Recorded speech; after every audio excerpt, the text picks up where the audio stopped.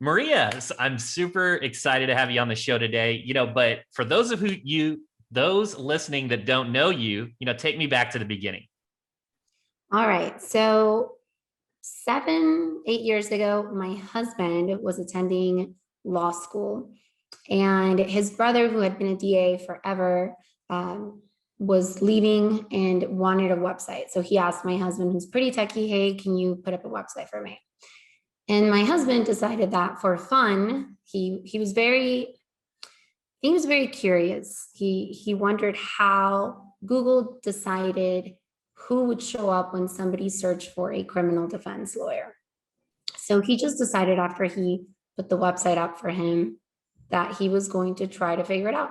And he did. He ranked them, and then we started getting phone calls. And I mean, next thing you know, we were a full blown agency while he was still in law school. So that's how we got started.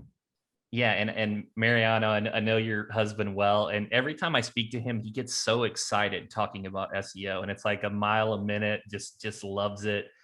Definitely a true practitioner. I know there's other agencies that have that were started in a sales capacity, but he's an SEO expert and really, I guess, practiced on a criminal defense law firm site. Yeah, we actually did no sales for the first 5 years. We just focused on processes and becoming experts in the industry. But yes, he's very passionate. Sometimes I'm just like, can you please stop? I bet. Yeah. I Yeah. bet. So tell me, what does LawRank do? So, well, we kind of do what you do. Yeah. We do marketing for law firms, SEO, we do PPC and web design. Yeah, absolutely. And I'm sure many people listening are probably like, why does Chris have a competitor on? And I'll tell you, this is the reason. First of all, it's an abundance mindset. And also, your reputation's everything. And there are situations where we can't work with a firm. Maybe we have an exclusivity agreement, and we'll talk more about that later. But in my eyes, you want to refer a prospect that you can't work with to someone who's great. And LawRank does an exceptional job. And the reason I think that's so important is because if a referral, it reflects on the person that referred it. And I think there's an integrity aspect to that. Absolutely. And we feel the same way about rankings IO. So That's super nice. And so let's jump right into the SEO chat. We're going to talk a lot about local SEO, and for local SEO, it's impacted by relevance, distance, and prominence. And let's start with relevance. So what do you believe are the key factors Google is looking at to determine relevance?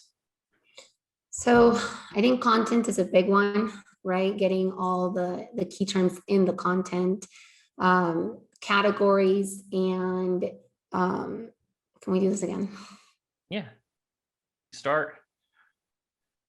All right. So Daniel, I'm going to re-ask this question and then we'll hit it again. All right. So Maria, what do you believe are the key factors Google is looking at to determine relevance? So this should be really intuitive. So if somebody's searching for a personal injury lawyer, you're going to need to have content and the keywords on the site to show Google that you are what they're looking for, right? Yeah, and I think that I mean, you wouldn't expect a laundromat to show up if you were searching for a car accident lawyer, even though some of those lead gen companies are gaming the system and putting laundromats out there. But do you think that's why a lot of law firms are just jamming in keywords into their business entity name? Do you think they're trying to game the system?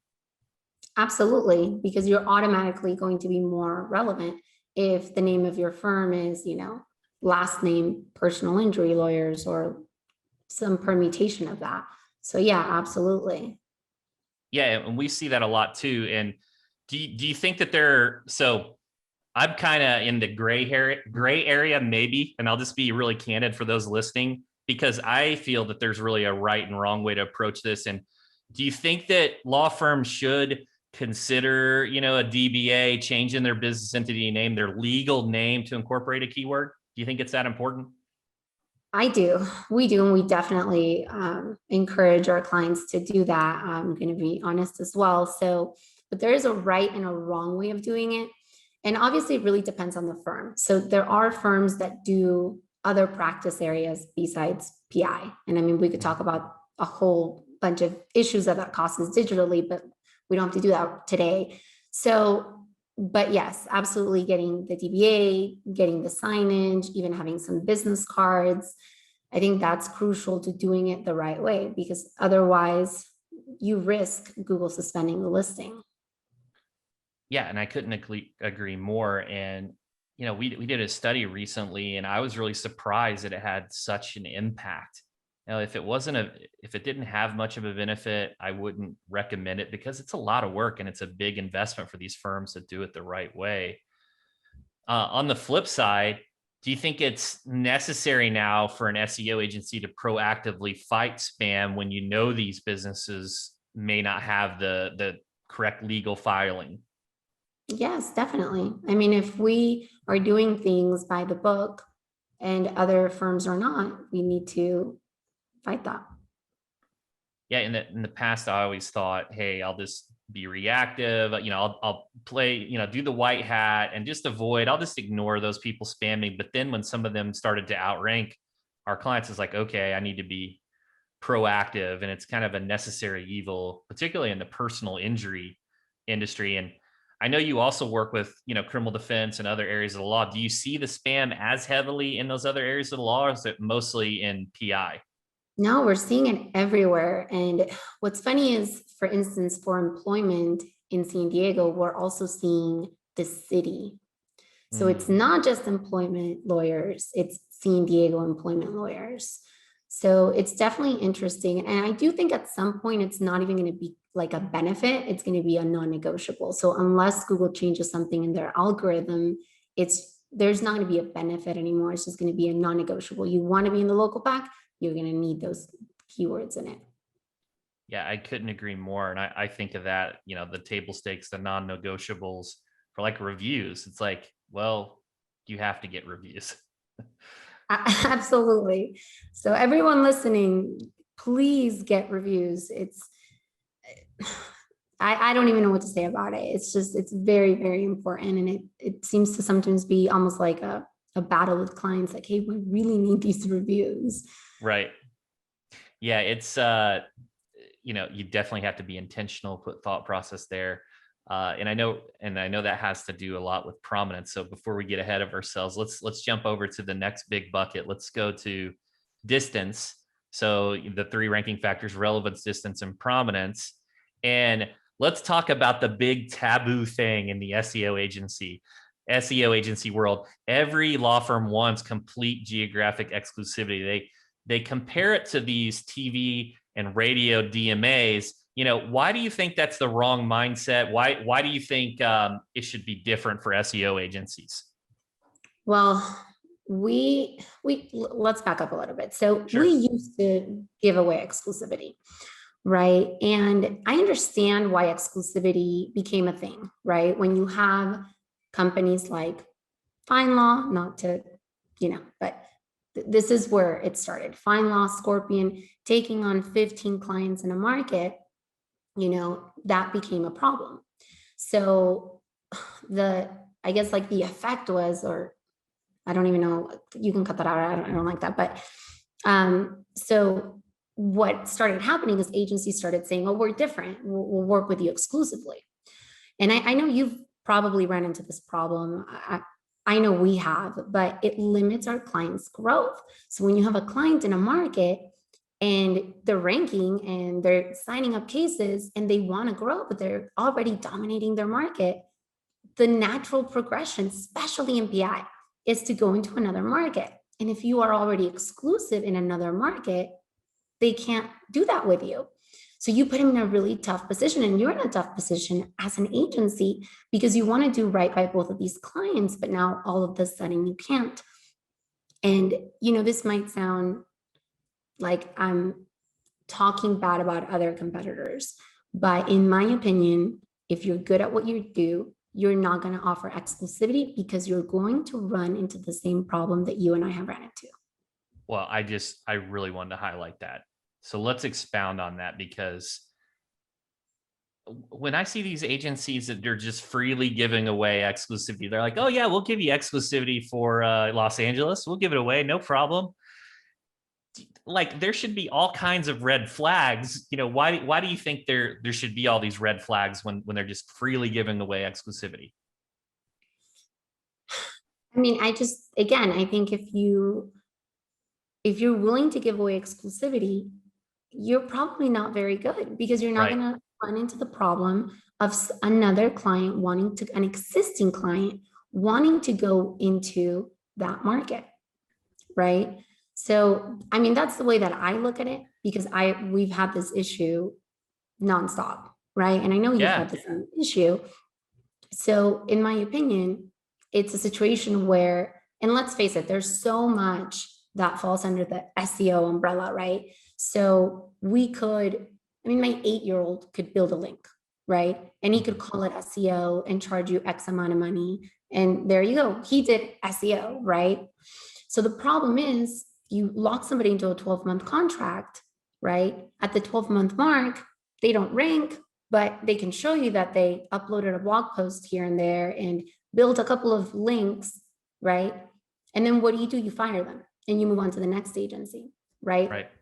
So if an agency is offering exclusivity, they're probably not very good, because if they Right. were, they would be running into the problem, because the natural progression of most PI firms, especially after what Morgan and Morgan is doing, is let me expand. Once I dominate my market, I want to expand. I want to grow. And that's our ideal client, right? We want our clients to grow.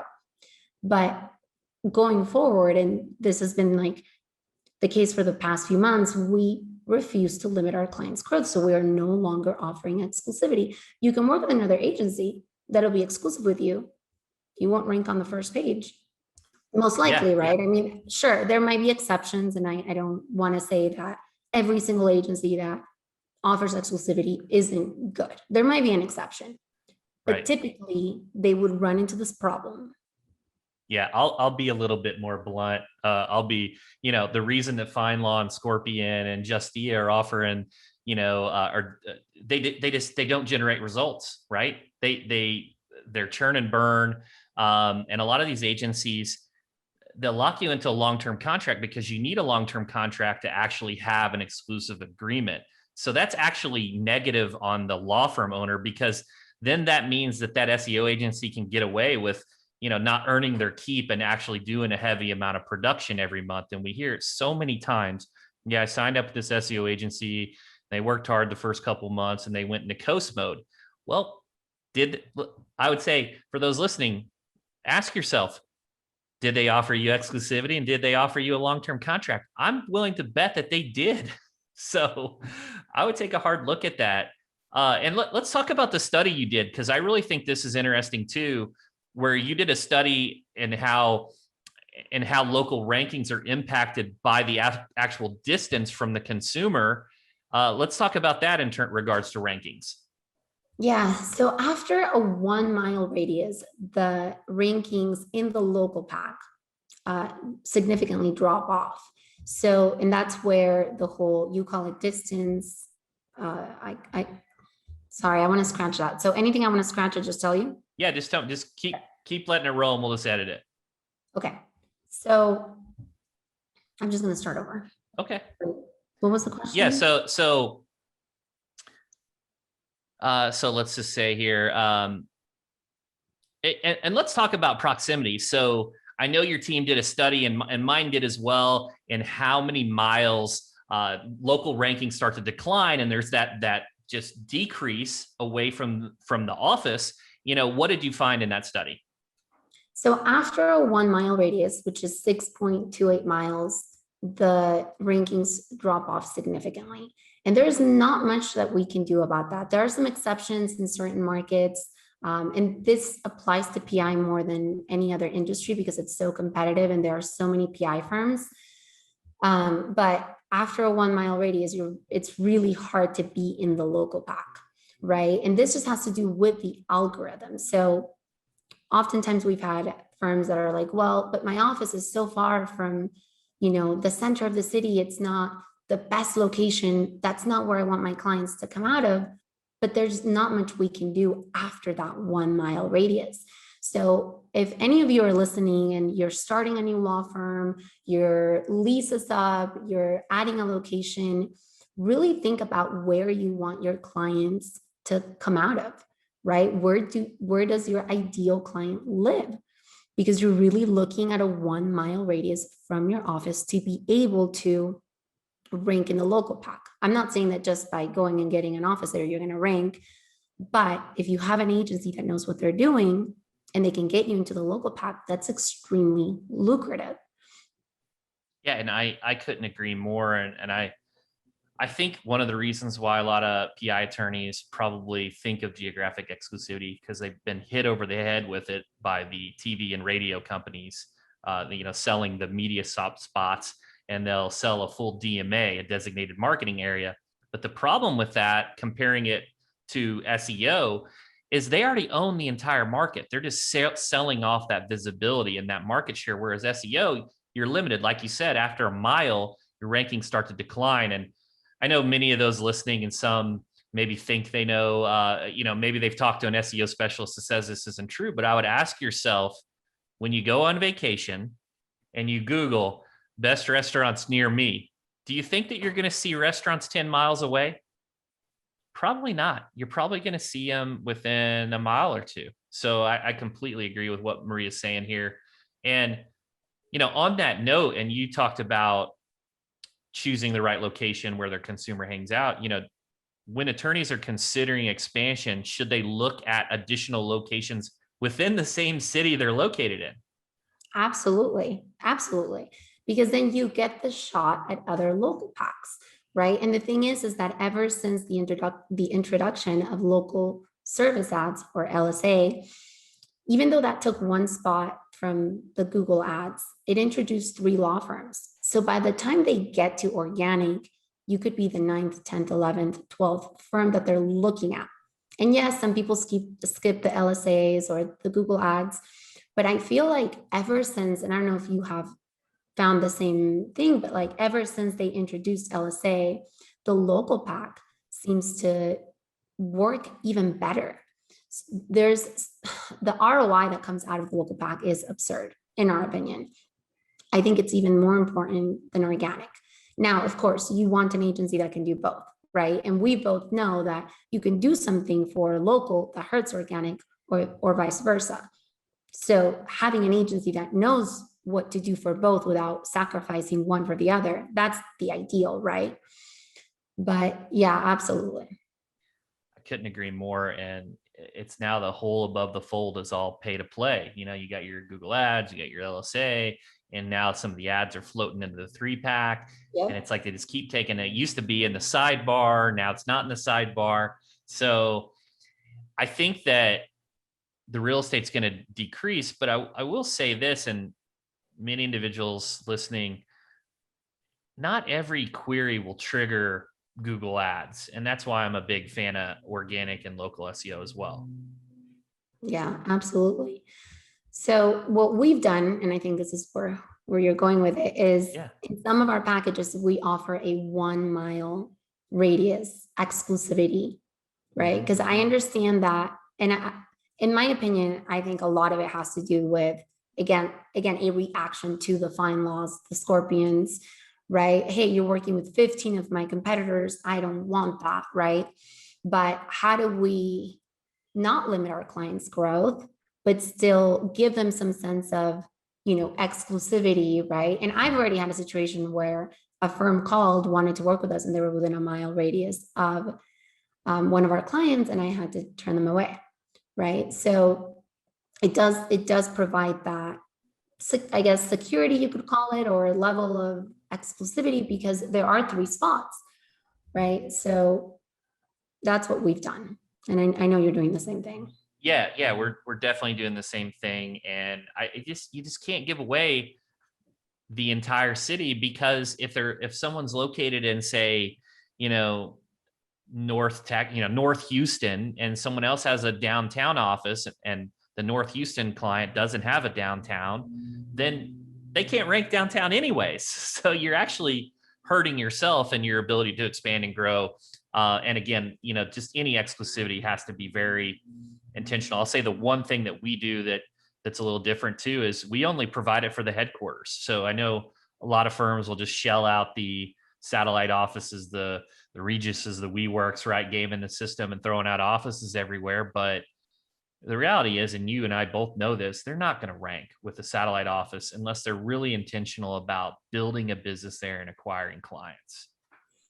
Yeah, absolutely. So we do the headquarters and any staffed locations that we're doing SEO for. So it does have to be a unique address where there's someone there doing business hours. And I was having this conversation today with someone. They started working with an agency and they were doing SEO for 3 virtual locations. And I was like, I would never, like, I find that unethical. Like, we don't take on clients if they don't have an actual physical staffed unique location. We don't do it because there goes 50 to 80% in our opinion of their ROI. If we can't get them into the local pack, right? So we don't do it.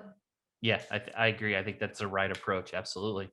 And yeah, so we've really hit the proximity game. So it's really important where you open your office and in relation to the local maps. Let's talk about prominence, that third piece. What does Google mean by prominence? What impacts prominence?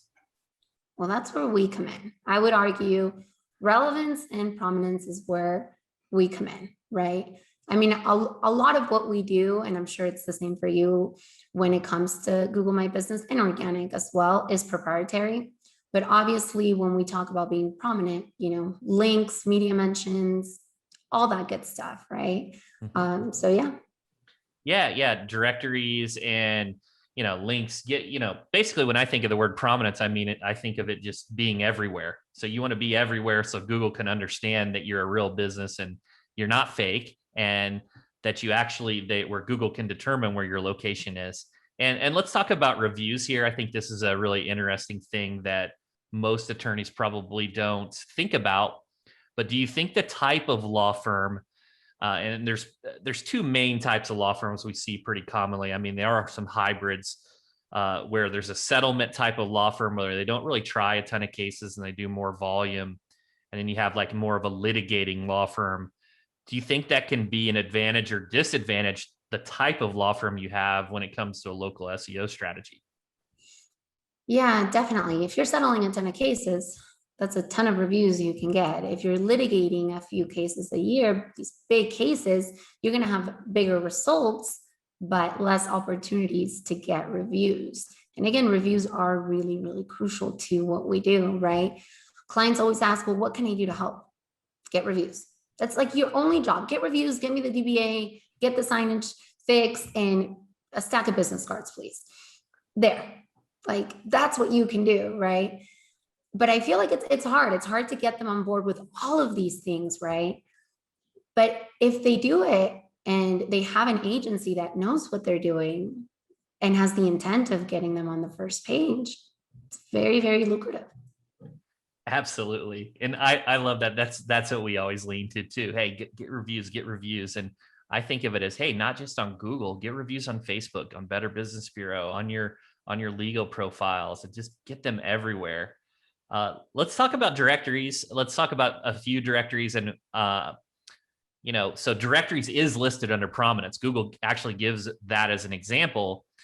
And I know FindLaw gets a lot of hate. I actually threw a little hate earlier in this interview, but their directory actually can rank really well. Do you think it's important to be listed in their directory? I do. At a bare minimum, the premium listing or premium profile. But I want to go back to something. Don't you have a blog post that says, should I hire FindLaw? And then it just says no. Yeah, I don't know if that still exists, but we did have that at one point. Okay. We did a big hook. I loved it. I laughed for like, Marno and I just literally just giggled for like ever. Like, this is amazing. Why didn't we think of it? Oh, that's fun. Yeah. So, it's so frustrating, I know, for a lot of attorneys to see one of these, a FindLaw directory that can use those superlatives and say best attorneys, right? Where you can't use those superlatives when referencing your own firm. And when should it, okay, so we're both in agreement on they should at least have the premium profile, but when should they take that extra step and when should they, do the paid listing? When would it be a good option? When would it not be a good option? Yeah, so we get this question all the time. And like my main thing is what is the search term and where do they rank for that search term, right? So perfect example, San Diego personal injury lawyer versus San Diego County personal injury lawyer.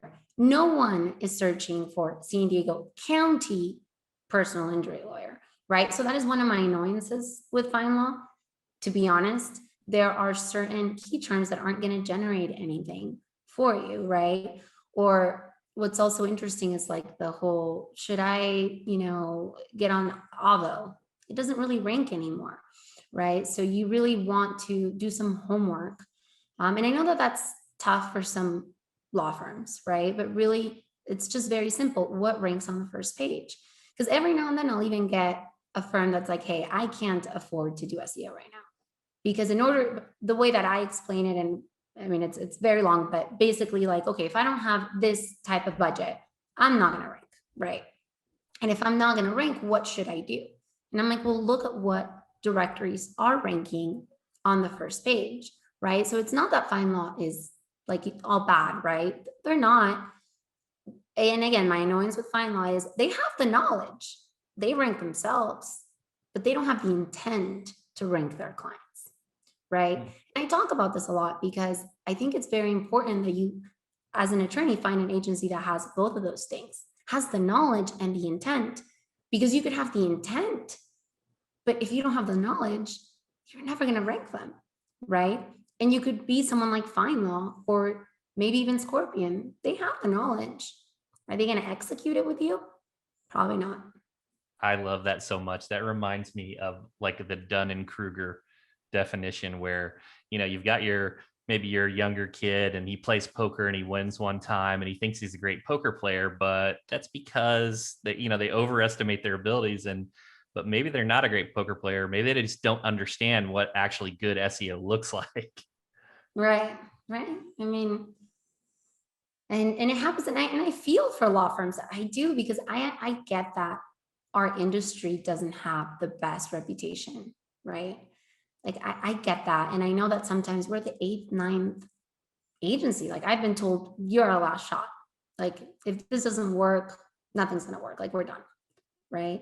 Yeah. So I get it. But going back to FindLaw, I think there's a time and a place for the directories, because you also want to look at the first page of Google, like real estate. You don't go and you get one billboard, right? In an ideal world, you're doing LSA, Google Ads, you're in the local pack. You have multiple locations where you're in the local pack, especially in larger markets. You rank organically and you're in every directory that ranks on the first page, because that creates repetition. And we know how powerful repetition is, right? I mean, look at AT&T, look at Coca-Cola. We all know who they are, right? We all know they are, but there they are, right? So what you want to create is that feeling where the client says, and we've had clients say this to our clients, you were all over the internet. I had to call you, right? Now, if you have an offline presence, that's a whole other, that's a whole other subject, but that also helps, right? So do it all. That's like in an ideal world, that's what our clients are doing, would be doing. Absolutely. I love it when there's a multi-channel approach and they have that brand recognition. If I pop on SEMrush or Ahrefs and see that the brand's getting searches, you just know that it's going to really help the SEO strategy. It is, because they're also a brand in Google's eyes. So if somebody's searching for your brand, then you have a brand. And if you have a brand, you have something to protect. And if you have something to protect, you're more likely to create a better user experience, right? And that's all Google really cares about, right? I mean, you and I could do a whole podcast on just user experience and how important that is to Google, right? From the point that they search to the very end of any transaction, right? That's where reviews come in, right? So, yeah. Yeah, no, I love that. And so this has been fantastic. So relevance, distance, and prominence really impacts the local SEO strategy. Any other final thoughts on local SEO? I think we covered it I think we covered it all. I guess the only thing I would say, because I know we talked about the whole 1 mile radius, right? So one thing I would do for everyone listening is, as you're driving through the city, search for personal injury lawyer from your phone. And an example I give is, if you've ever been out running errands and you need to ship something. So you type in UPS to your phone, you get 3 different, UPS locations in the Google Maps, and then you forget to go and you keep running errands. And then you're like, oh my God, I got to go to UPS. So you type it in again, and now you get different results, right? That's how it works, because it's trying to give you the closest. And again, I mean, I know it's a little bit different because UPS is a brand versus somebody searching for a personal injury lawyer, but that should give you an idea of how it works and the concept of proximity, and why after X amount of miles in PI, again, a 1 mile radius, it's really hard to rank, because that part of the algorithm kicks in and it says, nah, you're too far, right? Which is why we definitely recommend multiple locations. And ideally, if you're only going to have one office, you're in the center of the city, downtown, or in an area where you want your clients to come out of, and somewhere that is densely populated. I think that's a fantastic piece of advice. And for those listening, Maria, where can those listening go to learn more about you and your business? LawRank.com. Okay, awesome. Thanks so much for coming on the show. Oh, thank you so much for having me. I know I'm a competitor and all, but I appreciate it.